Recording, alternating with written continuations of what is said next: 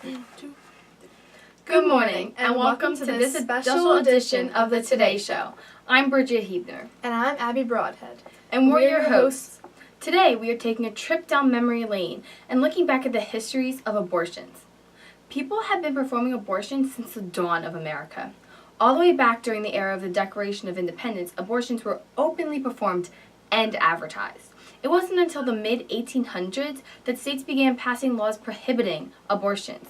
Abortions were made illegal by the Comstock Laws, which also prohibited the circulation of birth control information and services. Once abortions became illegal, the issue of back alley abortions came into light.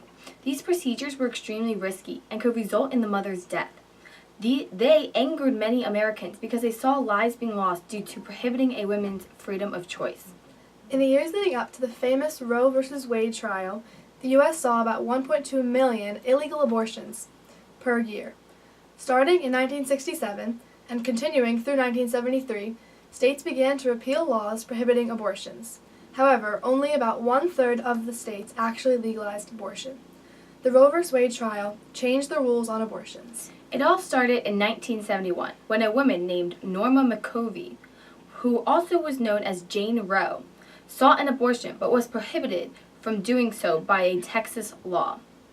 She filed a case against Henry Wade, the district attorney of Dallas County, and the case was taken all the way to the Supreme Court. In the end, the Supreme Court decided that women's rights to an abortion was part of their 14th Amendment right to privacy. The case decided that all women had the right to abort at any time during their pregnancies, but allowed states to restrict them during the second and third trimesters. The legalization of abortion in the Roe v. Wade case was a major turning point in American history due to its social impacts, such as the surge of feminism, and its political impacts, such as the growing conservative opposition to it, which is still present in today's politics. This leads us into our first topic of the day, feminism. Roe v. Wade played a major role in sparking the feminist movement of the 1970s and raised awareness for women's rights and safety and equality. In 1965, 17% of all deaths due to pregnancy and childbirth were a result of illegal abortions. The legalization of abortions meant that women no longer had to receive back alley abortions. They could have an abortion performed by a legal doctor in a clinic, which was much safer and cleaner. Additionally, women's right to choose abortion symbolized liberation from men's control over women's sexual and reproductive lives. It also reinforced the idea that women were more than just childbearers, and that they could offer more to society than just the means of reproduction. Women could now decide whether, when, and how often to become a mother. The surge of feminism that resulted from the Roe v. Wade case led to other pushes for the protection of women's rights. For example, the National Organization for Women endorsed the Equal Rights Amendment, which stated that equality of rights under the law shall not be denied or abridged by the United States or by any state on account of sex. The National Organization for Women soon made passing the Equal Rights Amendment one of their top priorities. The second wave feminists also desired equal pay and the opportunity to work in jobs that were traditionally dominated by men. They called for state-supported child care centers in hopes that they would give women a chance to get out of the house and find work. Some even referred to women's traditionally domestic lifestyle as a form of servitude. The goal of some of the more radical feminists was to destroy the patriarchal system in which men dominated power in government, business, education, and society. Kate Millett identified the goals of many radical feminists in her controversial book entitled Sexual Politics. The feminist movement attracted women of all races, backgrounds, and political beliefs because they all shared a common desire for gender equality. During the National Women's Convention in November of 1977, more than 14,000 women from varying backgrounds came together to discuss the problem facing women and to set up an action plan. Despite the National Women's Convention rallying cry for the passage of the Equal Rights Amendment, it never received the required number of state ratifications. Although the Equal Rights Amendment was never added to the Constitution, feminists continued to push for gender equality and are still prevalent today. The 2017 Women's March is a profound example of feminists' lasting impact on American society. On January 21st, 2017, people from all around the world participated in marches in various cities to advocate legislation regarding not only women's rights, but also immigration reform, human rights, healthcare, LGBTQ rights, and others. Feminists have faced both hardships and successes throughout American history, but their more recent efforts can be traced back to the feminist movement of the 1970s that followed the Roe v. Wade court trials. Roe v. Wade also contributed to the rise of conservatism during the 1970s and played a major role in the clashes between Republicans and Democrats that still exist to this day. The rise of conservatism began in the 1960s and culminated in Ronald Reagan's presidency. Many of the leaders of the conservative movement were religious and participated in the Fourth Great Awakening. One of these leaders was Jerry Falwell. The legalization of abortion was just one of the many evils of society that conservative evangelists like Jerry Falwell identified. He also claimed that divorce, premarital sex, birth control, feminism, and drugs were contributing to the corruption of American society. In response to these evils, televangelist Jerry Falwell founded the Moral Majority, which was a political organization that promoted conservative values. Although the conservative movement gained great momentum during the 1970s, there were still many liberals. Much of the controversy surrounding Roe v. Wade is related to Planned Parenthood. Planned Parenthood is a nonprofit organization that does research into and gives advice on birth control, family planning, and reproductive issues. It began receiving federal funding in 1970 when President Richard Nixon signed the Family Planning Services and Population Research Act into law. Once abortion was legalized during the early 1970s, Planned Parenthood also began acting as an abortion provider. Conservatives were outraged that their government was paying an organization to perform many abortions. Many conservatives remain angry to this day. For the most part, the liberals of the 1970s equate to today's Democrats, and the conservatives to today's Republicans. The majority of Democrats label themselves as pro-choice, meaning they support a woman's right to choose abortion, and they support federal funding for Planned Parenthood. Most Republicans, on the other hand, label themselves as pro-life, meaning they view the unborn as humans and believe that abortions should be illegal because they are murder, and they want to end federal funding for Planned Parenthood. Pro-life activists often picket abortion clinics, holding signs that vividly depict the procedure in hopes that people will see the cruelty of abortions. Additionally, every year on the anniversary of Roe v. Wade, there is a March for Life in Washington, D.C.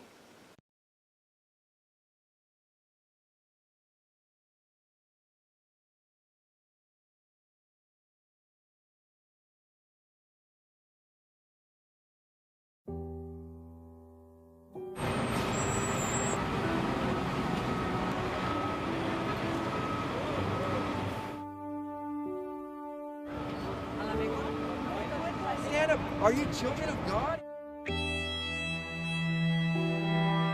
We know that the message that we've been proclaiming for the last 40 years is not falling on deaf ears. It's super important for young people to get involved in the Walk for Life and the pro-life movement because this is the 21st century civil rights movement. Can you believe we've been here 13 years? You guys are the Navy SEALs of the Almighty! It is incumbent on the pastors of America, the youth pastors of America, to mobilize the troops. And now we pray together, we ask God's blessing on all of us, on our walk, on our witness. La vida es un regalo de Dios. We're the pro-life generation. It's always a good thing to come out and show to your friends and to this city that you're pro-life and you're proud of it.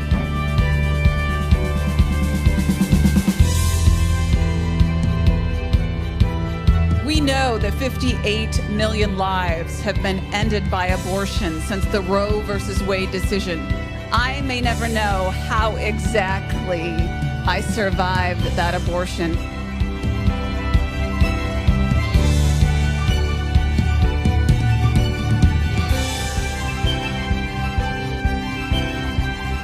And we're here to make a stand for them. This is a human rights issue. This is a civil rights issue. Just me showing my face as a woman and as an African American will help the cause. It really helps to come and actually be a part of it. This is your time. This is your season.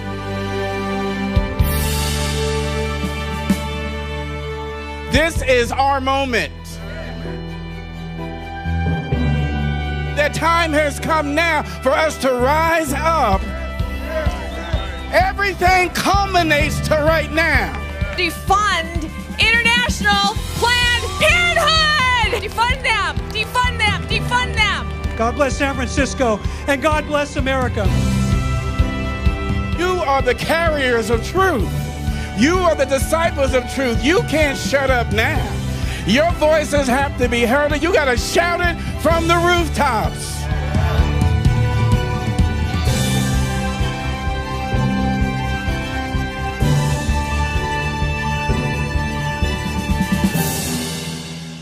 For now is your time. God bless you.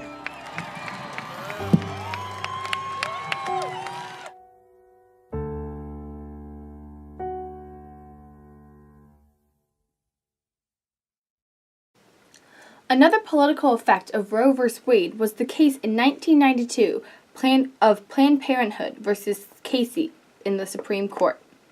It said that states could restrict pre-viability abortions. Some of the restrictions that states can place on abortions include waiting periods, parental involvement, and bias counseling.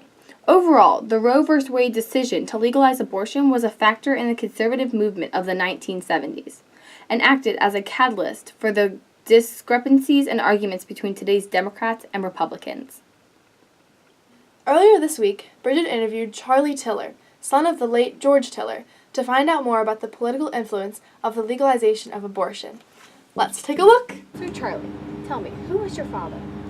My father, he was a kind and honest man. He was an abortion doctor.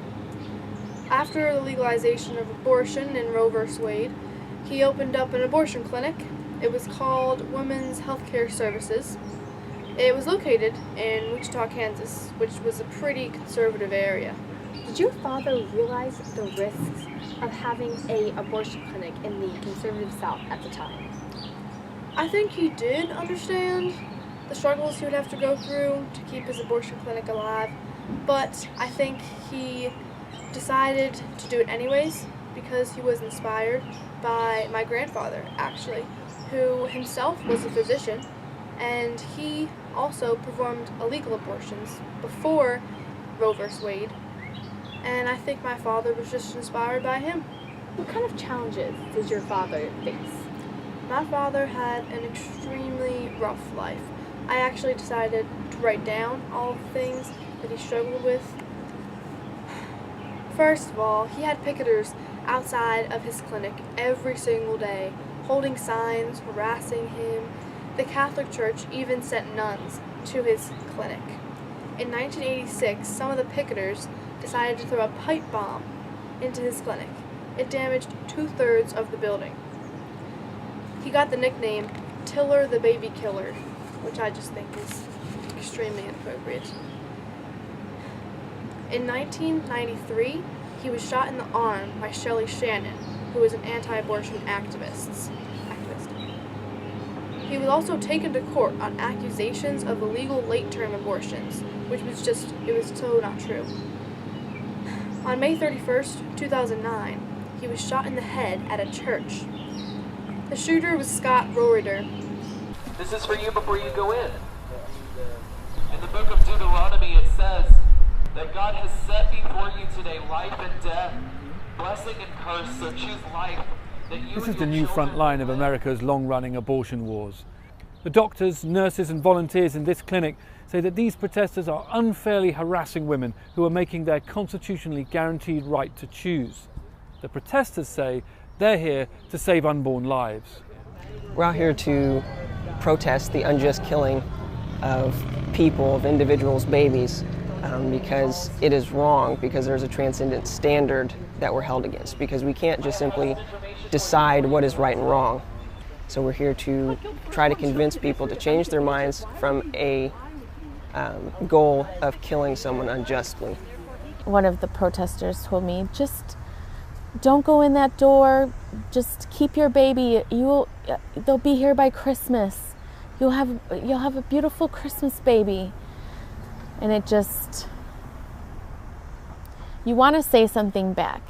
Your natural reaction is to defend yourself and to tell your reason why, so that someone can understand why you would do something. Have mercy on your child. If you're pregnant, God has given you life. That's a blessing. I started getting my house picketed. Even recently, they've upped the ante, and they actually sent out flyers to all my neighbors saying Dr. Rosenfeld does abortions and pray for him. What it really is, it's the religious right. I think the reason 9 out of 10 of the pregnant women we see continue their pregnancy is the way that we reach out to them in a kind and loving way. It's not cold and sterile in here. This is the room where the miracles happen. This is our ultrasound room, and this is the big screen TV that we show the moms their baby on live in real time. We show her the baby sucking his thumb, kicking, jumping, moving around, hiccups. They're just flabbergasted when they see their children doing all these things. And it seems to me, because I'm also one of the people that does the ultrasounds, that these babies do tricks for their parents. It's like they're saying, hi, Mom and Dad, I'm here, I'm really here. The anti-abortion forces have been very smart. They've been working quietly under the scenes. I call it the termite effect, because what they've been doing is legislatively and legally preparing challenges to abortion clinics. For about 20 years now, they've been working very quietly and in a very targeted fashion to regulate abortion clinics out of business. It's now more than 40 years since the US Supreme Court ruled that abortion was a constitutionally protected right for all women in America. 4 decades after Roe v. Wade, we've seen that the battle over abortion is raging once again. Pro-choice advocates say that abortion rights are under a new and unprecedented threat from local laws designed to undermine that national guarantee. It's reopening a debate that Liberals believed was settled, and legal experts say will soon be back in front of the Supreme Court.